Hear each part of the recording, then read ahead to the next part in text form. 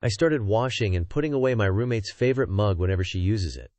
When she caught me, I lied about why, 30M, share an apartment with my friend, 30F. I'll call her Gwen. Gwen has a lot of mugs, more than will fit in the cup cupboard all at once. So she rotates them seasonally, she loves swapping them out. I asked why, and she says it's like getting new mugs every couple months.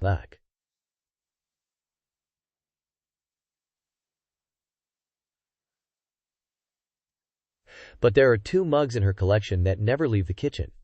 They are rarely in the cupboard, because the second they are washed, she uses them again. We have a dishwasher, but it's broken. Part of our chore division is that we each take care of our own dishes. The thing is, I know she doesn't like doing her dishes. It's a sensory thing. But she insisted that we do our own dishes, and I thought that was pretty fair. I also know that Gwen's most favorite is her Spider-Man mug. She's never told me that, I can just tell, because the Spider-Man mug gets picked before any of the others when it's clean.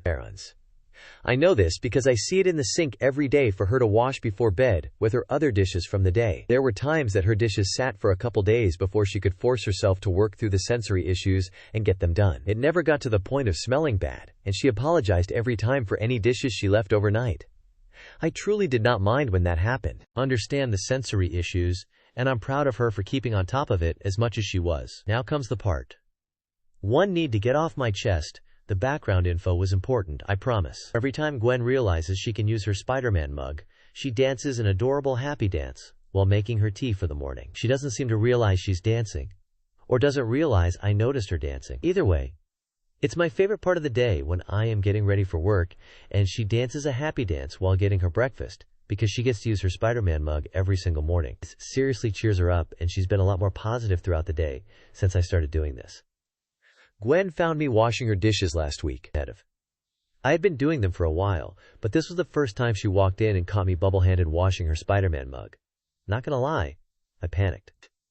She thanked me for helping her, and then asked why I started to do her dishes too. She even asked if I was annoyed by her dishes when she left them. This was absolutely not the case. But I couldn't tell her I watch her happy dances. That's creepy, right? But it's so cute, and makes me so happy to see her so happy. If she knew I watched her dance, she would feel self-conscious and stop doing them. She's pretty shy about stuff like that. She won't sing in front of anyone. But singing is one of her favorite things to do, and I've caught her singing along to her music before she realizes I'm home more than she realizes. I also pretend not to notice when that happens. She has a really pretty voice. So yeah, I couldn't tell her why I'm really doing her dishes, or I would lose my favorite part of my day. I told her I like to get mine done every night. It's something my mom always told me to do. I was already there, so it wasn't a big deal to do hers too. It saves water, and she does a few of the household chores that I hate because she likes them, so I don't mind doing this one tiny extra chore that she doesn't like. I feel like I was pretty obviously not telling the truth, but I think she believed me, lol. She didn't tell me to stop, and she hasn't brought it up since she caught me, so I still get to see her happy dances when she goes in the kitchen and sees her Spider-Man mug ready for her to start the day. TL. Doctor. I wash my roommate's favorite mug every night to give her something to look forward to in the mornings. She does a little happy dance every time she uses her mug, and it makes me happy to see her that happy. Edit 1. Alright, I'm headed to bed. Thank you all for your comments. To clarify, we are just friends. We are roommates now, but we were friends first. Anyways, it's been fun, but it's 5 a.m., and I have an appointment at 10 a.m. This should be fun. Good night. Edit 2. It is now 9 a.m. I just woke up to so many notifications. Jesus H. Christ. What happened while I was napping? Thank you everyone for your responses. I did not expect my habit, that I thought would be seen as weird or creepy, to get so much attention. I'm so glad so many of you got a smile from my post. As you can tell, I like to give people a reason to smile. I hope you all have an awesome day. Edit 3. Guys, she found the fucking post. Scatter! No, for real. She commented on this post. She made an account specifically to comment. How this happened? How did this happen, and how did it happen so goddamn fast? I didn't think she was on Reddit.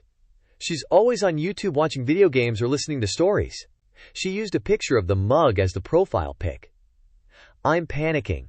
I'll update when I'm brave enough to go out to the kitchen. I can hear her cooking. I'm not reading my GF's suicide note addressed to me, and I probably won't ever read it. I'll cut straight to the chase. My GF killed herself. It was a few weeks ago when her mom called me to inform me. I'm still not over it. I've been trying to do a lot of things like writing and making music to distract myself, but the thought of her still creeps in and ruins a day. I often blame myself. And I know a lot of people always say don't, but it's hard not to. I probably won't ever try dating again, as it was hard for me to even find her. I have BPD and ADHD, and a lot of people don't want a partner who is like that. So yeah, she was very special. She had something about her, very magical. I've been crying myself to sleep for the past weeks or so over this. I don't hate her. I loved everything about her, but I hate her for doing this. Is that fair? Am I allowed to say that? IDK. I've been talking with her mom twice a week to see how she's doing, and it has been very hard for her. She mentioned that I should come over and read the note my GF left me, but I can't bring myself. I know it probably will answer some questions I have, but it probably won't. It will probably just make me more miserable, and I don't know what to do about it. I got a NSFW order or Fiverr reacting, but I need to tell someone. I checked my emails and saw an email from Fiverr saying I was late for a delivery. I was obviously confused and checked it out. Turns out someone had placed an order on my Fiverr gig for an NSFW voiceover. I have clearly stated in my description that I do not do anything NSFW or sexual AND, that customers should contact me before submitting an order so we can discuss details. The customer had sent a bunch of files, several of which had a 3D model of a girl with her tits out, and I immediately was like, "What the fuck?" and scrolled in shock. But fortunately, some part of my brain which hadn't completely succumbed to the shock managed to ensure I saw less than a split second of each image, so it's all just a blur. But I could tell it was NSFW. I'm just so shocked that I was given no choice in this. Fiverr didn't send an email asking if I would like to accept the order. And they just said, "Congrats on your first order." Didn't agree to do? Hi, username. We wanted to let you know you missed your delivery due date for order. Blah blah. Please deliver your completed work as soon as possible. If you need more time, we suggest you communicate with customer regarding the order status and request to extend the due date. Just as a reminder, late deliveries can negatively impact your rating on Fiverr, and customer will be able to cancel the order without your approval. Thanks, the Fiverr team. And customer will be able to cancel the order without your approval. Oh, so now you care about approval. You don't care about my approval for my gig? For an order that I'd have to spend my time on? That's so fucked up. Like, it's so unfair. What makes it worse is the fact that this order was placed on my 18th birthday. I got this order when I had only been 18 for 1 hour and 27 minutes. I know I am probably overreacting, cuss. The photos weren't even real. But I just feel so violated and disgusted, and I can't. I've been a side chick for 10 years to the same man. Pretty much all we do is have sex. An occasional night out, but it always ends up with sex. It started out as a random hookup, and just kept going. We've gone months without seeing each other, but he always comes back and I can never say no. I know he'll never be mine, and honestly, I don't want him like that. I just like to please him. I know it's wrong, but I can't stop. I cried BC. My order was made wrong, loudly crying. I'm 38 weeks pregnant, and the other day I went to Tim Hortons. I ordered a medium iced cap with no whipped cream and made with chocolate milk. The first time when they handed it to me, I said it wasn't made with chocolate milk. They then took it back and then handed me the same iced cap now with whipped cream and chocolate syrup. I know I could have said something again, but I am non-confrontational. And there was a lot of people in there waiting to order / waiting for their order, and I didn't want to inconvenience anyone or have them wait. I sadly took my wrongly made drink, and then after I ended up crying over it, lol. My BF's 28 meters. Mom insisted that I'm 26F, a man. Secondary account for reasons. Not even he knows why. We've known each other for 8 years, almost 9, and have dated for 4 of those. This is the second time we are dating. I knew she didn't like me, but geez. He called her because she had wanted a private conversation with just him, only to tell him to hold off on marriage until he can be sure I am not a man. He said I am not. Then she told him you never know, and he goes, yes I do know, I've seen her. And she continues to insist that you never know. And he literally got so annoyed, he told her he has seen my menstruation, and this is where she finally goes, I just can't fathom it. I'm being shamed for not giving a gift to a couple whose wedding I didn't even attend. My cousin got married in February of last year. I didn't go to the wedding because I couldn't afford it. I had just gotten divorced. My divorce had just been finalized, and I had to pay the last installment to my solicitor. and also a deposit for my new flat. I had an 18-month-old, and I couldn't afford plane tickets to go to the other side of Australia, especially with less than 8 weeks of notice. I did send my cousin a card to congratulate them when I sent my RSVP. My cousin and his wife have publicly shamed me online for not giving them a gift, and now they won't stop emailing me and bothering me. I'm not on social media, so I didn't find this out myself, but others told me about it before my cousin and his wife started contacting me. Many of my family members are defending me, but my cousin and his wife are upset at those who didn't give a gift, even when they didn't attend the wedding. My cousin says he and his wife waited a year for me, and I have been rude and disrespectful. He says it's bad etiquette not to give a gift if you are invited to a wedding. I've never heard of this. In my opinion, it is disrespectful to expect a gift whether or not the person comes to your wedding. My ex-husband and I didn't have any guests when we got married. The ceremony and the honeymoon in one trip. No one gave us gifts, and we didn't ask for any. We didn't want gifts. But even if we had decided to have a traditional ceremony and reception, we would have never demanded a gift from anyone. I have never heard that you are supposed to give a gift just because you were invited. My cousin and his wife are angry at me, and so are my uncle and aunt. I don't think I did anything wrong, and I'm tired of them trying to shame me. TIFU. By shitting my pants in my sleep. I'm mortified. This just happened, and I'm writing this on the toilet bowl, trying my hardest to disassociate while the laundry's going. So I'm in Japan right now for a holiday trip with some friends.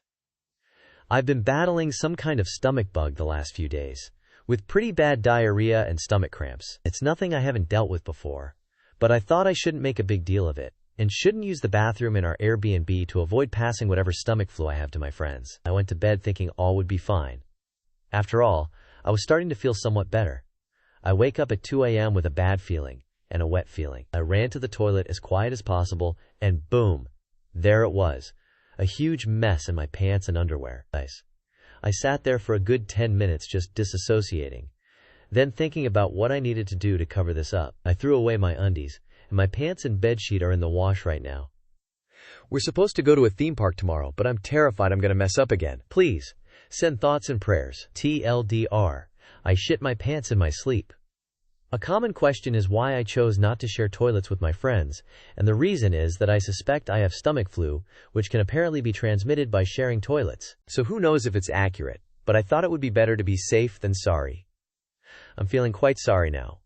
Haha, I've since just decided to disinfect the toilet every time I use it. I got a guy fired because he kept messing with me at work, and I don't feel bad about it.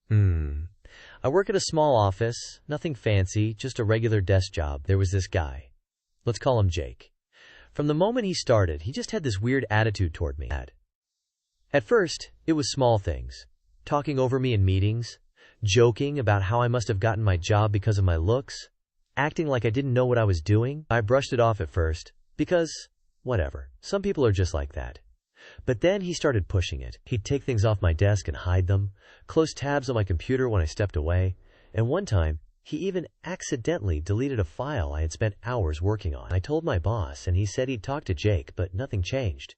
If anything, Jake got worse after that, making little comments about how I was a snitch or too sensitive. So I started keeping track of everything. Dates, times, what he did, and who was around when it happened. After a few weeks, I compiled it all, along with emails where he was rude or dismissive, and brought it to HR. Turns out, I wasn't the only one he was bothering. A few other people had complained too, and my report was just the final push. They fired him the next week. Now, some of my coworkers are saying I took it too far, that I should have just ignored him, or handled it myself. I don't feel bad at all.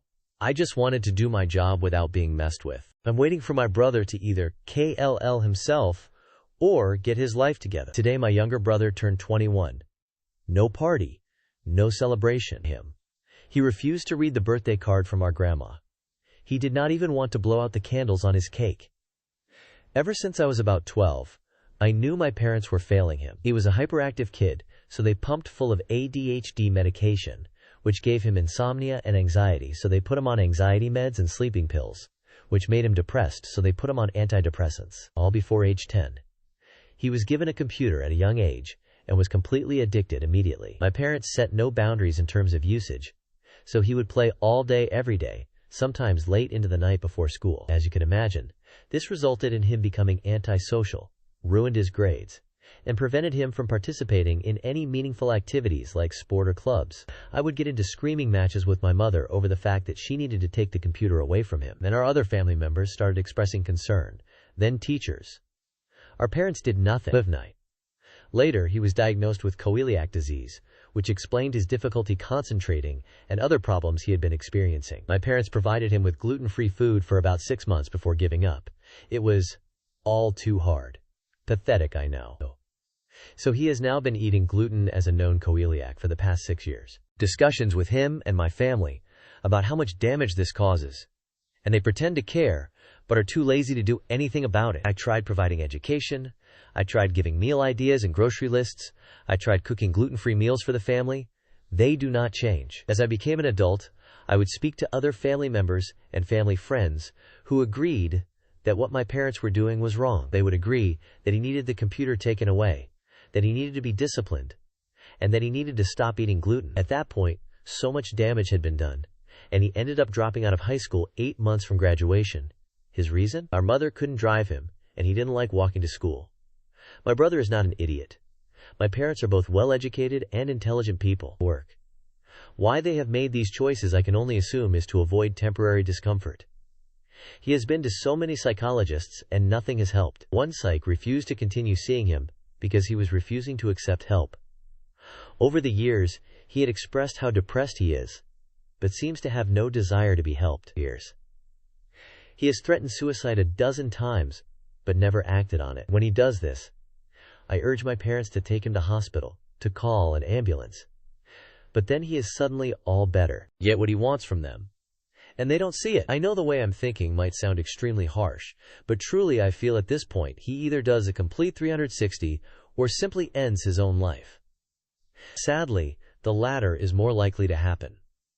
I have exhausted all my options. He is unemployed and will not apply for jobs.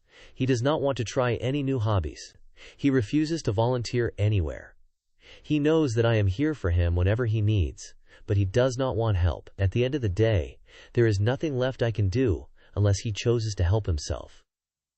We have both been dealt the same cards in life. I have not been exempt from problems in my life. I have had low points. Arguably, I have faced far greater challenges than him. But I have made the best of what I have. I have helped myself. He has decided this life for himself.